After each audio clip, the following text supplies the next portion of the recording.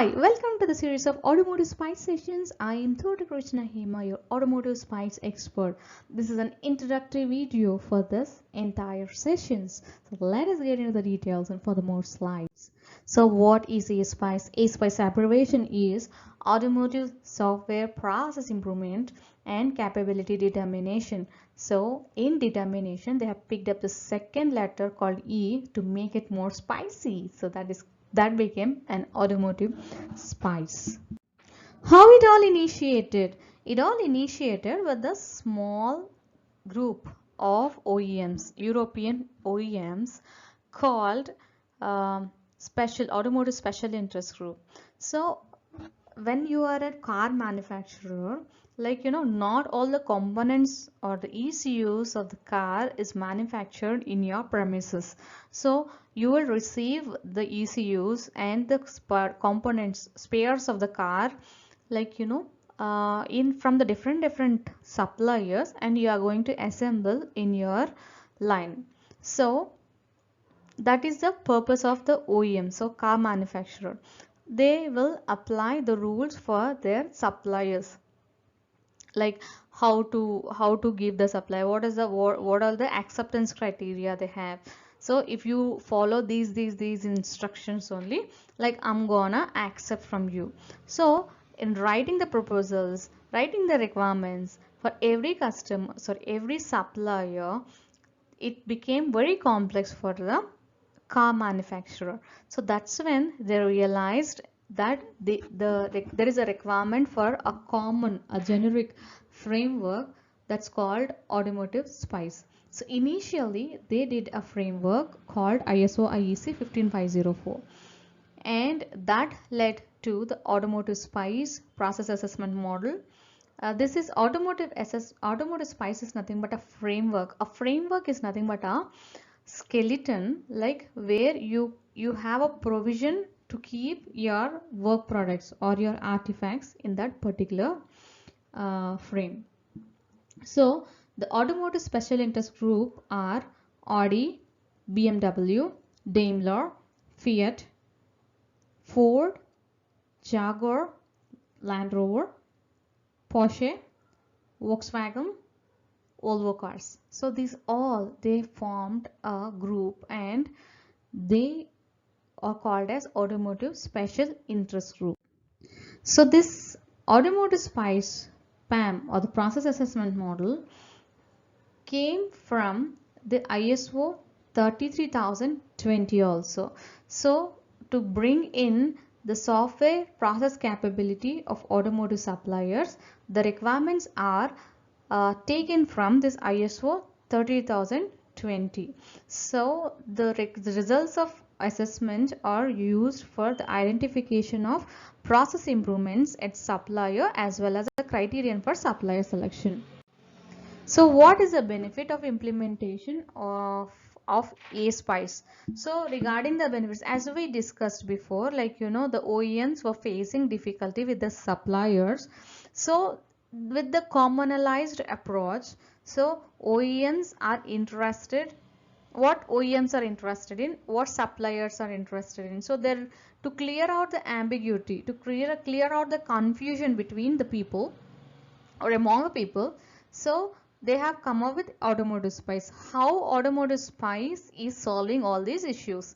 From OEM perspective, the control of quality in electronics and software, especially as the product and supply chains before becomes more complex. So it's because of that, they have arrived at this thing. The management of risks and problems that arise in the supplier project in order to meet the tight schedule, especially with ever shorter development cycles. When it comes to the supplier perspective, so participating in attractive markets and the safeguard of margins, because without automotive spice they will either be excluded from project assignments or have to accept larger discounts. So the control of development costs and quality problems in volume production caused by development, leading to repair recalls. So if you, the main thing is like, from the OEM perspective, so the quality of the deliverables will increase, and from supplier perspective, like you can have an ability to bid for more projects, and chances of winning the bids with ASPICE certification is much more when compared to without it. So here are this management visibility, like it has 5 levels. So level 1 is performed, level 2 is managed, level 3 is established, level 4 is predictable, level 5 is optimizing. So when you see this thing, level 1 is like, everything will appears like a black box. How a black box will appear? So could you be able to see inside it something? No, right? So that is like, there is nothing could be visible. So an input will be provided and output will be coming. So sometimes it will be a big hit, sometimes you don't know the reason behind it, like, why it is failed. So everything will be on the behavior of means like on the performance of the employers, and they could not be able to repeat the performance, So level 2 is something like managed is like, you can see a series of black boxes approach here. So each process is a black box here. So before, in level 1, you can see that entire project is a black box. You don't know anything about anything in that. But now you can see, like, we have some particular milestones. At that milestone only you will get to know whether you could be able to meet that or not. And that means, there is some management is there, but you are not so clear about it. In level 3 we have established things. So established is something like, in the process. So for the milestone, for the first milestone, like, the process involves these things. The process flow will be like this, and in this, for after the second milestone, the process flow will differ, and this is like this. And the for the third milestone, after the third milestone, like, the process will change like this, and the fourth milestone something like that, and you will get to know the details of the process inside it as well. So level 4 is about predictable. So level 3 is about commonalization across the organization, but level 4 is predictable because, you could be able to say, like, what comes next, kind of. So yeah, because, by analyzing the data from the previous projects, like, you can say that like, this project we can deliver it in by this thing. So these many resources we can accommodate, and this is the repeatable success we can something like that. And so everything could be predictable at level 4.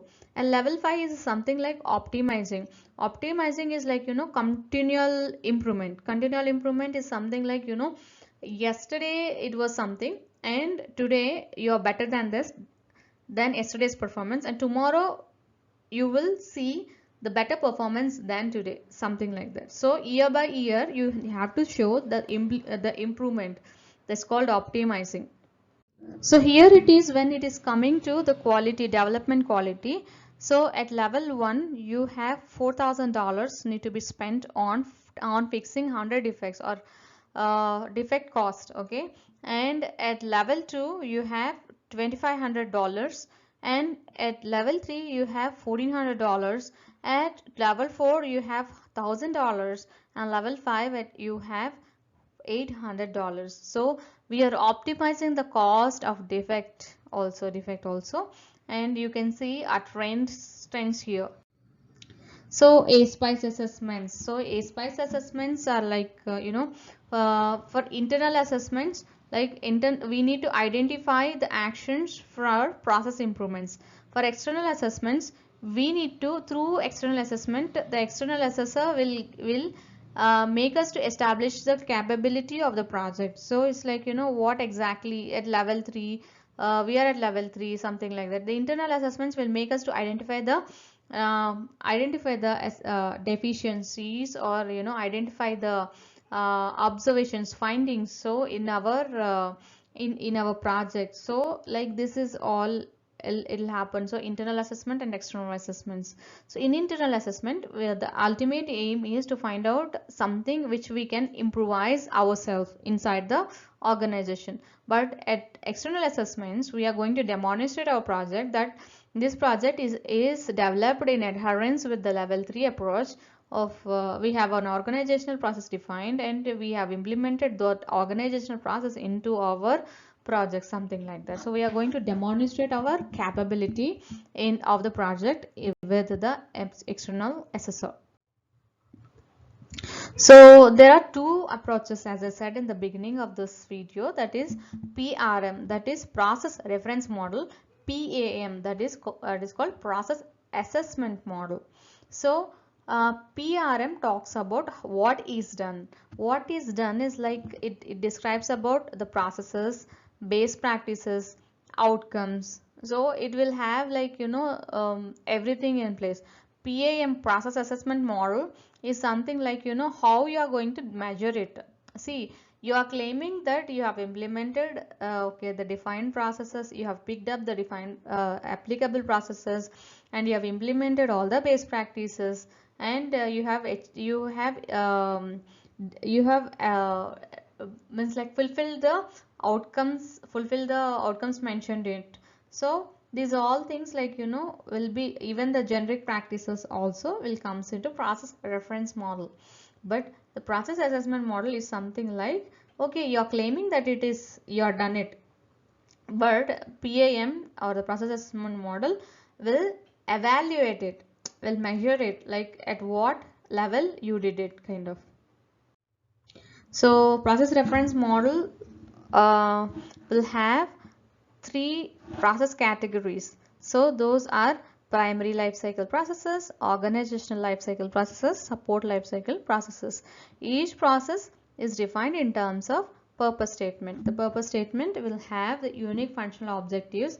So what could be the objective of that particular process when it is performed in a particular environment. For each purpose statement, a list of specific outcomes is associated as a list of expected positive results of the process performance.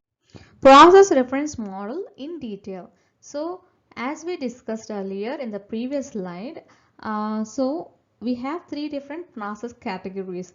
That's called a primary, it's like primary life cycle processes, organizational life cycle processes, support life cycle processes. These are further classified as primary life cycle processes are further classified as acquisition process group, supply process group, system engineering process group, software engineering process group.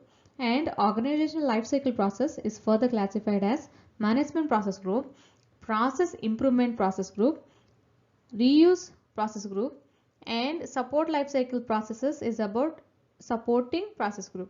So it is a German interested group called German automobile industry. Both automobile industry and automobile manufacturers and automobile component suppliers. It includes BMW, Volkswagen, and Mercedes-Benz parent, that is called Daimler, but also counts foreign suppliers and foreign owned car makers like Opel among its members.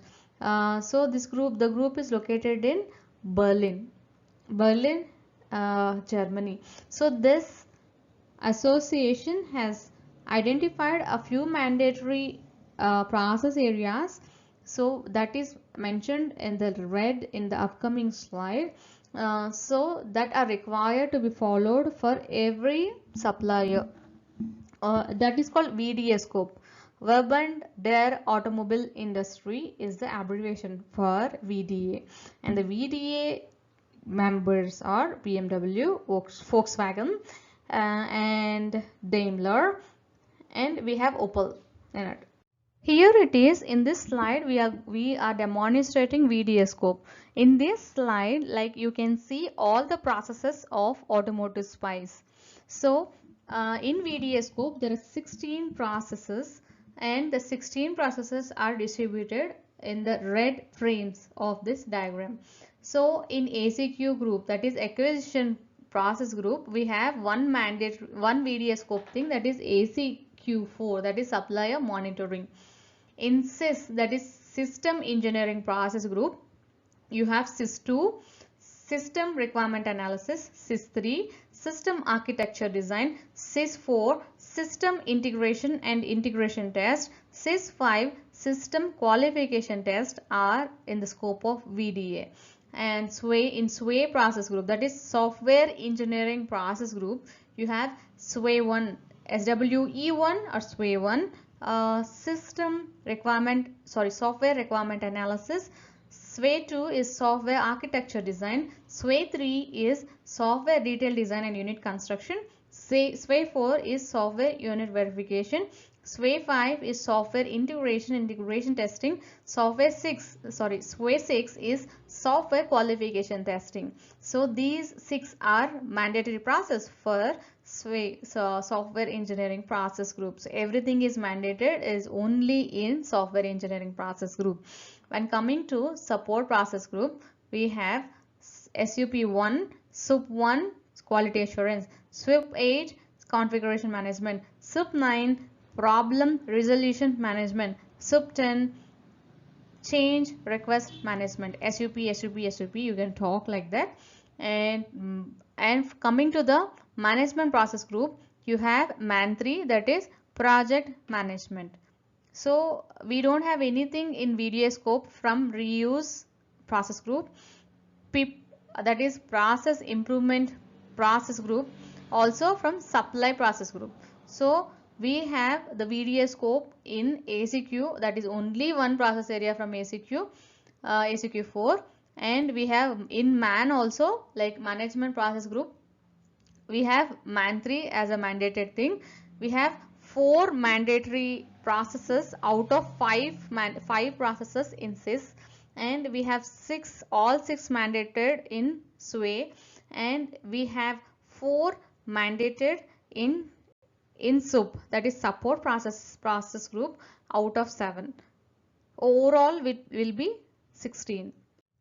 So in this one, it is demonstrated much more appropriate in ACQ4 1, MAN3 1, SIS we have SIS2, SIS3, SIS4, SIS5 4.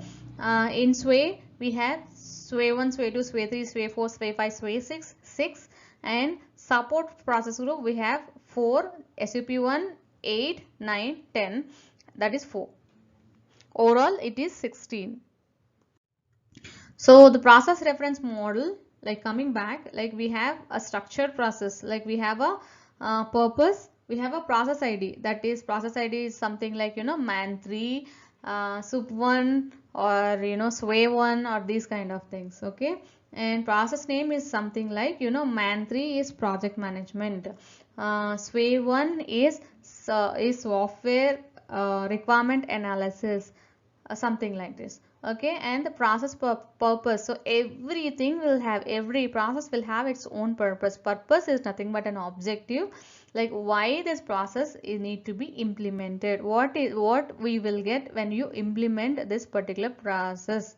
And process outcomes are the list of the process results, like when the process is implemented successfully. The base practices are nothing but the steps to achieve the process outcomes. That steps to achieve process outcomes, when you fulfill the base practices, you could be able to meet the expectations of the level 1 of that particular process.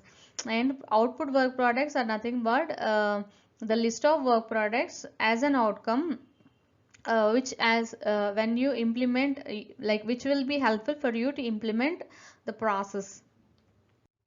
So this is the process assessment model. So process assessment model, the process reference model purpose. So where you will have process ID, purpose, process outcomes, and the base practices, output work products.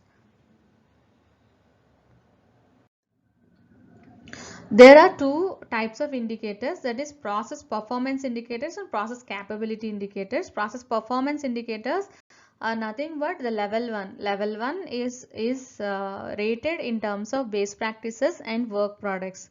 So from level 2 to level 5, you have generic practices and generic resources. Instead of you will have in level 1 you will have base practices. In level 2 to level 5 you will have generic practices. In level 1 you have work products. In level 2 to level 5 you will have generic resources. So you will have the capability indicators and you will have, see, in process performance, in like in level 1 you will have process performance indicators.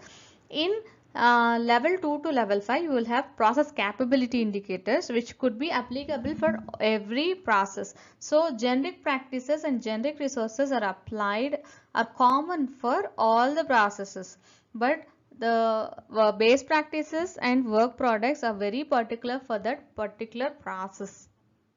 Hope you got the difference between those two. One thing is process performance indicators. The second thing is process capability indicators. Process performance indicators are nothing but level 1 base practices, work products, and process performance capability means like process capability indicators are from level 2 to level 5, which includes generic practices, generic resources, and it could be applicable for all the processes since it is generic across the processes. So we have come up with the slide called this level 5 levels, which we have discussed earlier, but this is a different representation, the triangular representation, incomplete, like the process is not implemented or fails to achieve its purpose. Level 1 is something like performed, the implemented process achieves its purpose. Level 2 is managed, that is the process is implemented in a managed fashion and its work products are appropriately established, controlled, and maintained. So established is something like, you have, this is established is level 3. You have something which is already defined at the organizational level. The process is implemented using the defined processes which is common across the organization, or is capable to achieve results, achieve the outcomes. Predictable, level 4, predictable, the process operates predictively within defined limits to achieve its process outcomes. Level 5 is about optimizing. Optimizing is nothing but, you will have a continual improvement in this thing, like, as I said, like, you have to demonstrate that I have performed better than the previous performance, something like that. So here it is in another approach, like, at level 0, that is called chaotic. Incomplete is chaotic, like you don't know, it's confusion, full of confusion. And performed is level 1, that is intuitive. Intuitive is like, see, one project will perform in one way, the other project will perform another way. Like you have work products defined at all the for each and every project, you will have a different set of work products. And managed is something like you have something managed, okay, management will happen at the project level, and planning and monitoring of activities will have at project level, and the work product quality and changes are controlled, because each and every project will have the own set of work products. So the work product quality and changes are controlled. But this is see, the work product contents will be particular, but you will have it's like you don't have a common mechanism for to track, to repeat the success across the organization. At level 3, you it is also called as established, where you have organizational level standard processes. So project processes are derived using tailoring. So whenever a new project comes, like, you will tailor the existing process to fit for the purpose of the project. So you will remove some of the process, or the some of the work products according to the applicability of the project. And level 4 is predictable. Predictable means like everything will be measured, okay, across the organization, or for all the projects everything will be measured. So once after measuring everything, you will put it in a statistical approach, right? So statistical process control will come into picture, and you can understand, you will understand the interrelationship between the data, like, this you can predict the metric across the organization. So how could you deliver on time?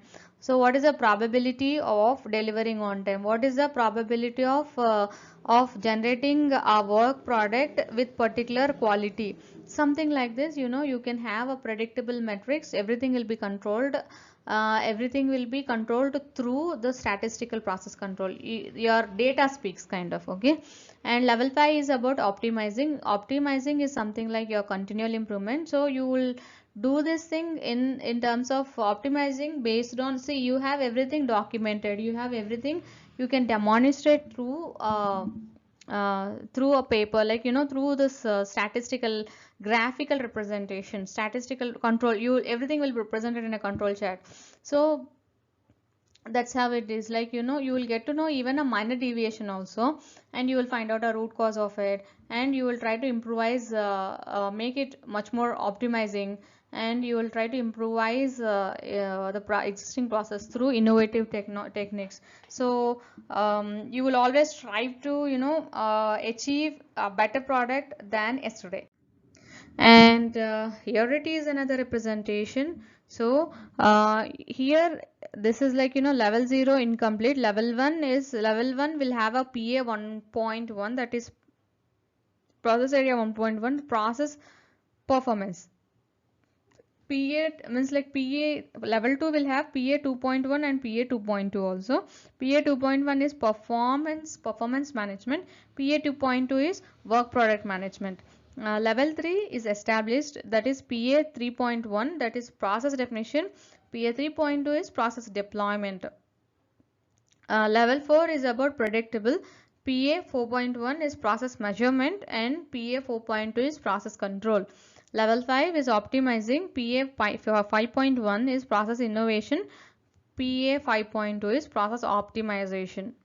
So when you look at this thing, so incomplete is fine, okay. Process performance is something like process performance is implementation of the best practices and work products. And level 2, at level 2 you will have, as we discussed earlier, like you will have a management at project level.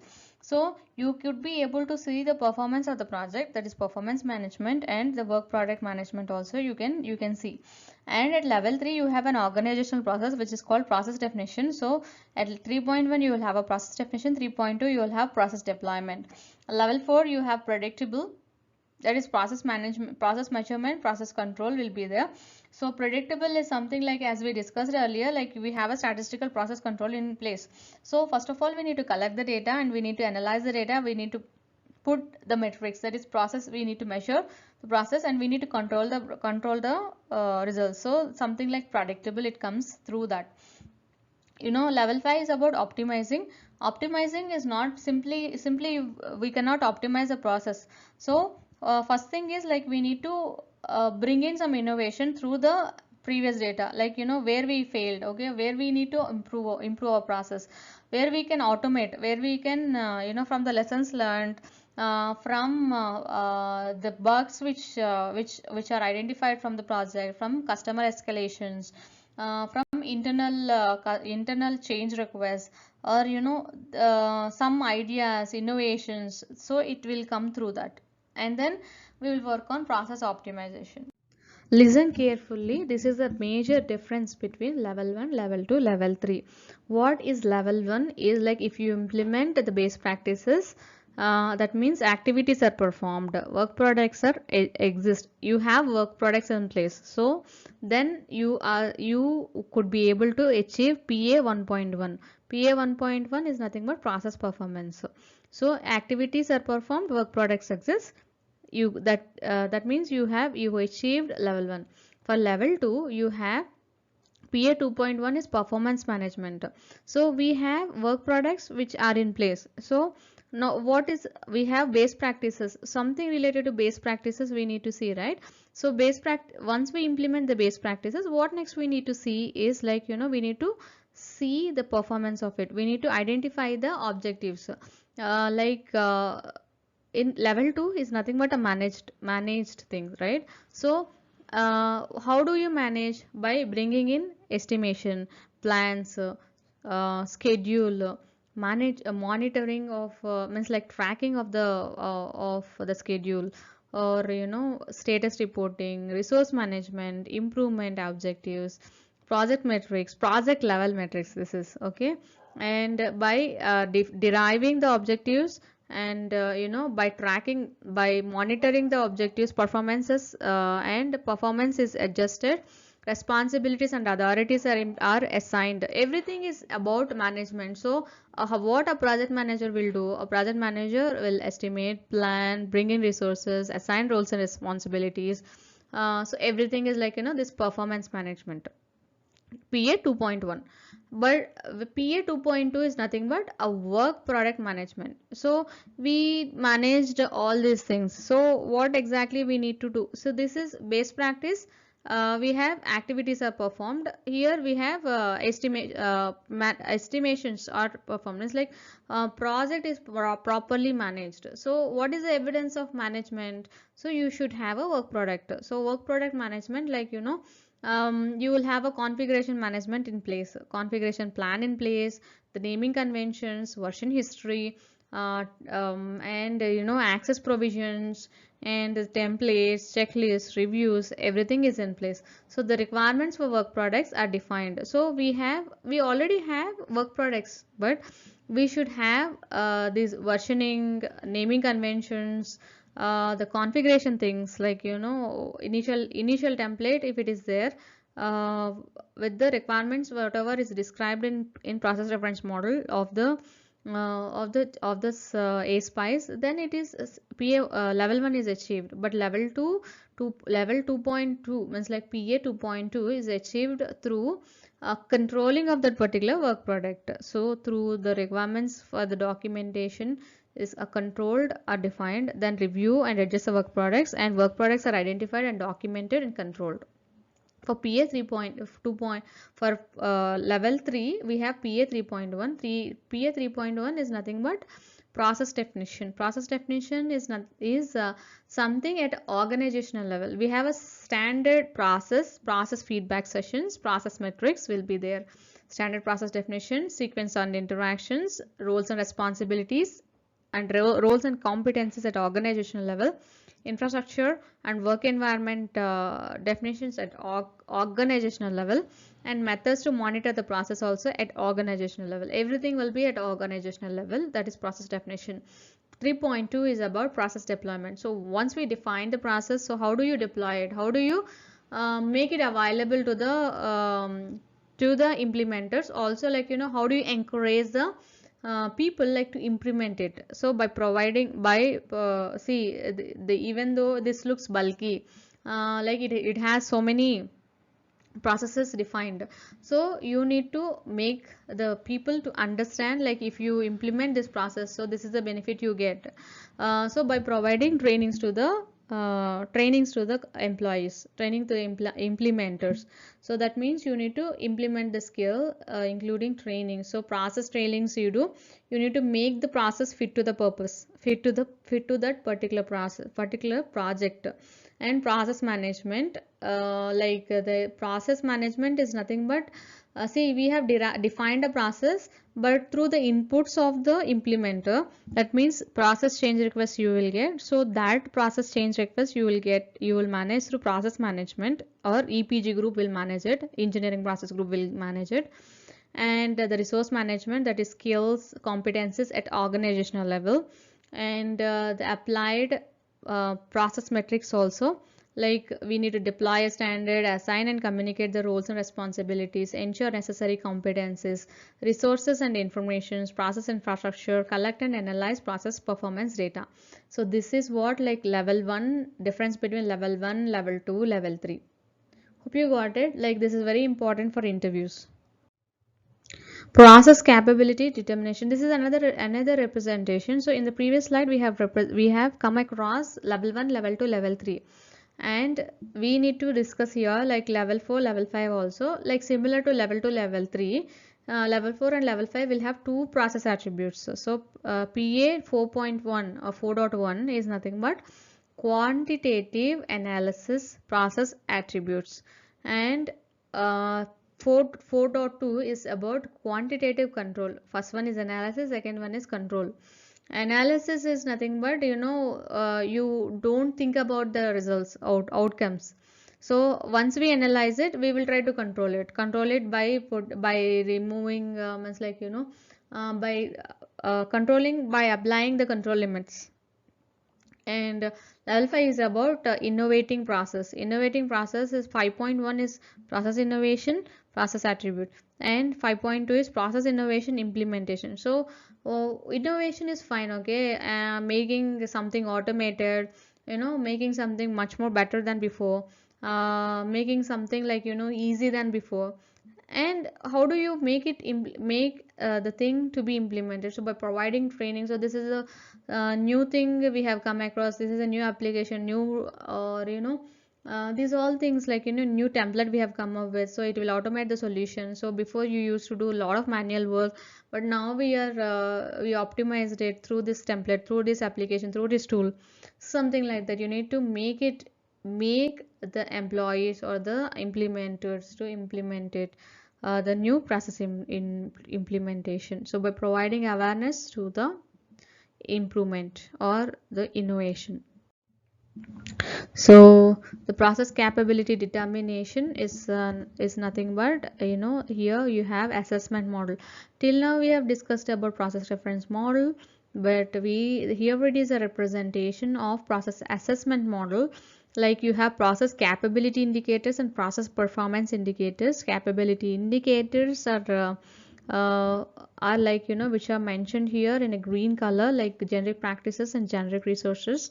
And process performance indicators are represented as base practices, work products, and the process outcomes. The process outcomes, in process reference model you will have the means like the process ID, name of the process, and the identification, process purposes, process outcomes. These all things will be there as a part of process reference model. But the measurement framework will have, see, process assessment model will have the combination of indicators. Indicators is like, RYG indicators like red, yellow, green indicators, or the capability indicators and performance indicators. As with respect to, similar to RYG indicators, we have in ASPICE we have capability indicators and performance indicators. And we have something called measurement framework. Measurement framework is nothing but like, where you will have, how do you measure it, how do you measure that, I'm at level 2, I'm at level 3, something like that. So by assigning the capability levels and also the process attributes, that it, I could be able to fulfill the process attribute 3.1, then will I be able to say that, will I be able to claim that I am level 3? No, I should be able to uh, clear the requirements of the implement the requirements of PA 3.2 also. Then only I could be able to say like I am 3.2 3 level 3, I'm at level 3 kind of. The concept of process capability determination by using a process assessment model is based on two-dimensional framework. So first dimension is about the processes defined in process reference model, and the second dimension is about the management. Second dimension is about the capability levels that are further subdivided into the process attributes. So that is 1.1, 2.1, 2.2, 2.3, something like that. And the process attributes provides the measurable characteristics of the process capability. Process assessment model selects processes from the process reference model and supplements with indicators. These indicators support the collection of objective evidence, and which enable an assessor to assign ratings for processes according to the capability dimensions. Process capability determination. So in this one we have NPLF ratings, that is N is not achieved. If something is rated in between 0 to 15%, then it could be N. And P is partially achieved, is like it is in between 15 to 50%. L is largely achieved, that is 50 to 85%. F is something like fully achieved, which is 85 to 100%. So this is a two-dimensional matrix. Okay, it is in between levels and the process attributes. So if something is rated with N or P, that means it is not up to the mark, so we can't say that is an achieved level. But if something is marked with L or F, we can say that is achieved. like that process area reached. See, for example, the last one, the third row will indicate this process is at level 1. It at level 2, this CL2, capability level 2, uh, is marked with something with F, and then second is like L or F, L or F, something like that. And when you say this capability level 3 achieved, then the previous 1.1 should be F, 2.1 should be F, 2.2 should be F, 3.1 could be F or L, or 3.2 could be F or L. Then only you can say this capability level. To make you understand, for example, if PA 1.1 is F, PA 2.1 is L, okay, PA 2.2 is P, then what is the rating? You can say is my particular project is at level 1. So here are the A-Spice concepts. Like you have this is called plug-in concept. Plug-in concept means see, a system is nothing but a combination of hardware, software and mechanical processes.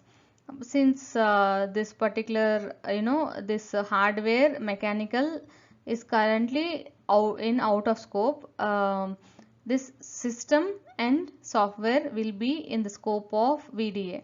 But hardware engineering, mechanical engineering, and also like some of the processes like agile processes and other processes are out of scope from the VDA. So recently this hardware engineering, mechanical engineering and agile processes, cybersecurity processes came into, like added into the automotive spice. Those things are not mandated by VDA. If you observe a V model, so one side of the V is like you have requirements and design will be there. So that is your left side of V. Your right side of V is called verification V. That is represented in blue color here. So everything in left is represented in green color. So those are called the, here we have a we have a representation to term like what is item, what is element kind of. So the terms element, component, unit and item. And architecture consists of architectural elements that can be further decomposed into more fine-grained architectural sub-elements. Elements can be further decomposed into or divided, can be further divided into sub-elements. Similarly, components at the next level we have elements, that's elements of software architecture, and which finally in detailed design it is defined. So a software component consists of one or more software units. It will be items are nothing but your right side V model corresponding to elements, and on the left side you have you have something like software item, that is object file, then in the library which is executable. This can be 1:1, means like one element will have one item, or one element could have multiple items also. M:N relationship, example an item, but it is like one element should have one item. Traceability and consistency. Traceability is nothing but in ASPICE you have everywhere the bidirectional traceability. Bidirectional traceability is like traceability is nothing but linking in between them. See, if I ask something with traceability, what we can achieve? With traceability, what we can achieve is like see, whenever I ask something, okay, for example, Hema, what is it? Where is the test result for this particular test case? So you will click on the test case and you will look for the result, and the result will be there. So if you link everything, for example, what is the associated requirement for this particular test case? So you need to trace back to the requirement, right? So that's called the reverse traceability. And if I look for the test case to result, that is one kind of traceability. So bidirectional traceability is something like, wherever I am, through the linking, through the mapping, in your childhood you might have come across this match the following things, right? So match the following things, like you will draw an arrow mark, so from this to that. Similarly, like this bidirectional traceability is two directional arrow mark. So an arrow mark with two ends, like two directions, this side and that side. That means, like, each and this side work product is related to that side. For example, test cases and test results, and change requests to requirements, or change requests to associated work products. So something like this. This is traceability. But for consistency, what we can do is, like, by establishing bidirectional traceability, we will achieve consistency. But we also should do the verification, should do the review records also. If you maintain, then we can be able to achieve the consistency. So here are some of the SPICE concepts. This is the bidirectional traceability representation. So first thing is, like, you will get the stakeholder requirements. So stakeholder requirements or the customer requirements, like you will get from sys1, or when you have a customer will give requirements, and you need to derive the requirements at the system level, or analyze the requirements at sys2 level. But in case, like, if you are developing a product with respect to the market expectations, you need to do sys1 as well, that is requirement elicitation. So through that, like, you will get the requirements, stakeholder requirements. Those stakeholder requirements you need to analyze as SWAY2, and that SWAY2 will should have the system requirement should have a traceability to system qualification test specification and system qualification test results as well. Similarly, from system requirements, we need to have a traceability to system architecture. Based on system requirements only, we need to frame system architecture. So we should have a traceability in between them. So from system requirements, we need to derive system integration test cases. So the system integration test specification test cases should be traceable to system architecture, and the system integration test specification will have internal test traceability to system integration test results.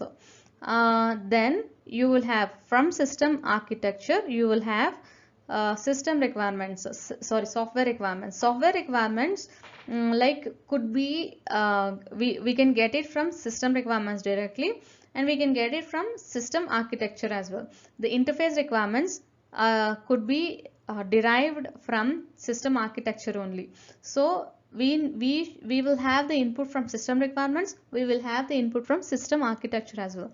So we need to establish the traceability between system requirements to software requirements and system architecture to software requirements as well. So then from software requirements, we will have to get the traceability for software qualification test specification and associated test results. Okay, because software requirements are the input for software architecture, we need to get the traceability. We need to establish a traceability between software requirements and software architecture. The software architecture should be traceable to software integration test specification and software integration test results as well. And we have software detailed design, which we can prepare from software architecture, and we need to establish the traceability between software architecture and software detailed design. And from software detailed design, we will have software unit specification, unit test specification, or unit test cases will be derived from software detailed design. So we need to have a traceability between them. Also, we need to have the traceability from the system software unit test specification to software unit test results. So once after completing the software detailed design, so it will be acting as an input to develop software units. Software units, so software detailed design and software units should be related with each other. Also, the software unit verification results, like static analysis report, code reviews. So these all should be traceable to your software units. Also, since the software units should also the non-functional requirements, or to be directly, like the software requirements could be an input for the software units. So that is the reason we need to establish the traceability between software requirements and software units directly. It should be bidirectional traceability. So hope you got the concept of this bidirectional traceability. So the bidirectional traceability consistency is like, here consistency is marked in red, and bidirectional traceability is marked in blue. When do you say this is consistent? This is consistent is like, when you fulfill the back traceability, then you feel like, you have established the consistency. And a part of all these regular things, you will get the change request, right? So in between the development or after the development, so that this change requests need to be analyzed further to get the impact analysis, and you will arrive at impacted work products. So those impacted work products need to be traceable to the change requests. Agree, summarize, and communicate. Agree is something like, all the plans, your left side of V, which includes the requirements. Yes, so say software requirement specification should be agreed by the client and by us as well. Like for example, these all, like, even a design should be agreed, and these all things, like, the left side of the V should have the agreement, and the right side of the V will have summarize and communicate the results. For example, the test report will have the summary, like test, how many passed, how many failed, how many not tested, why it is not tested, and what is the test coverage, means like whatever we have discussed right now. And these all things will be there as a summary, and this summary will be, we will prepare a dashboard out of the summary, and we will communicate the results, like, this is the coverage kind of. So as we discussed before, agree, summarize. So the left side of V is agree, and right side of V is summarize and communicate the results. This is a representation.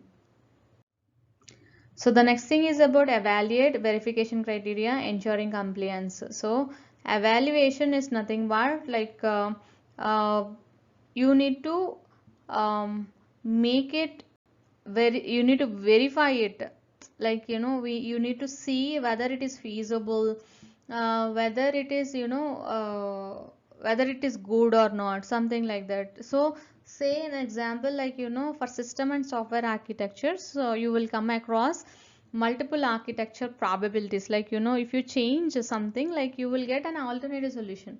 So like that, in that, we will conduct a brainstorming session to pick up a best feasible design. So that is one thing. And verification criteria. Verification criteria is something like, for each and every software requirement, or say system requirement, you should have a verification criteria in order to test it, or in order to verify it. So you should write a verification criteria for each and every requirement. And the next thing is compliance. Compliance is nothing but, you have you have to do something with respect to something kind of. Okay, and for example, the software the integrated software should be tested with respect to architectural design, or the developed units should be tested with software unit testing. So something like that, it is compliance. And this is a representation, like, to ensure, evaluate, verification, and ensuring compliance. So here it is like, BP2, BP5. So it is compliance with respect to the requirements. But wherein, like, with respect to requirements, with respect to verification criteria is going in other direction, right? So this is verification criteria. So a verification criteria is defined here. So we need to write a test case based on the verification criteria. And similarly, you can see in SPAY 1 also, We could see this evaluation part in architecture, system architecture and software architecture. And we can also demonstrate the verification criteria in software requirement analysis. Verification criteria is defined in for each and every requirement. So based on that, we need to derive the test case. Also, like when you derive the test case, when we fulfill it, then we can say this is the test case is prepared, means like test case is executed, and this particular thing, this requirement is in compliance. We need to ensure that we are compliant, something like this. So evaluate, hope you got the difference between evaluation. Evaluation is with respect to architecture design, alternative designs you will get, and you will pick a best feasible thing. Verification criteria is with requirement. Each and every requirement should have a verification criteria to make to derive a test case out of it. Ensuring compliance is nothing but by testing it, you are assuring that this particular requirement is met. So the next thing is about strategy and plan. Strategy and plan is like, strategy is something like how you are going to do this thing. Plan is also looks similar. The both terminologies are, you know, looks same in terms of, system integration. You will have system integration strategy, system integration test strategy, system qualification test strategy, system unit verification, software unit test strategy, software unit verification strategy, software integration strategy, software integration test strategy, software qualification test strategy, qualification assurance test qualification assurance strategy. Assurance means like how do you do it? You will have paragraphs of together, like, strategies, like, for unit testing I will follow, for unit verification, say it would be easy for you to understand strategy and plan. For unit verification, you need to do unit verification will carry out in terms of code reviews or peer reviews, in terms of static analysis, in terms of unit testing. So these all things are there, like, this is software unit, this comes under software unit verification, wherein verification strategy, wherein, like, if you have a plan, so at what time or what date, from what date to what date you will do it, from who will be the part of the testing, who will be the part of, so something like, like this. The relationship between the strategy and plan is like, the is demonstrated here, like each of process requires the development of process specific strategy and a plan too. It's like, the work product requirements are mentioned at the end of the framework, A-Spice framework. You can have a look at that, what are the requirements of strategy and what are the requirements of plan as well. So each and every process will have these things. For example, here SUP1 is a process ID. Quality assurance is process name.